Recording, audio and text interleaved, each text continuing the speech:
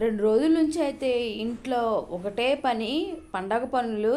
ఇంక నిన్నైతే అసలు పొద్దున్న 8:30 నుంచి సాయంత్రం 10 అయిపోయింది చూసుకునేసరికి. ఇంకా రైస్ అయితే వండుకొని అమ్మమ్మ రుచులంట మేము ఫస్ట్ టైం తెప్పించుకున్నామండి. మటన్ కర్రీ తెప్పించుకున్నాము. బిర్యానీ అయితే 400 పెడుతుంటే సరిపోవట్లేదు. మంచి ఆకలి మీద ఉన్నాము. ఎందుకంటే పొద్దున్నుంచి ఇంట్లో పని, కిచెన్ పని అన్నీ చేసి అలసిపోయి ఇంకా వైట్ రైస్ అయితే వండుకొని ఇలా మటన్ అయితే తెప్పించుకున్నాము. పార్సిల్ తెప్పించుకున్నామండి మటను. అలానే జీడిపప్పుల కర్రీ, గ్రేవీ కర్రీ అనమాట. టేస్ట్ మాత్రం చాలా చాలా బాగుందండి. వైట్ రైస్లో కూడా ఎప్పుడు మేము అప్పుడప్పుడు బిర్యానీలు తెప్పించుకుంటాము. ఈసారి అయితే కర్రీ తెప్పించుకున్నాము. ఇంకైతే మంచిగా తిన్నామండి. పెరుగు చట్నీ అయితే అసలు ఎంత బాగుందోనండి. ఇంకొంచెం ఉంటే బాగుండని అనిపించింది.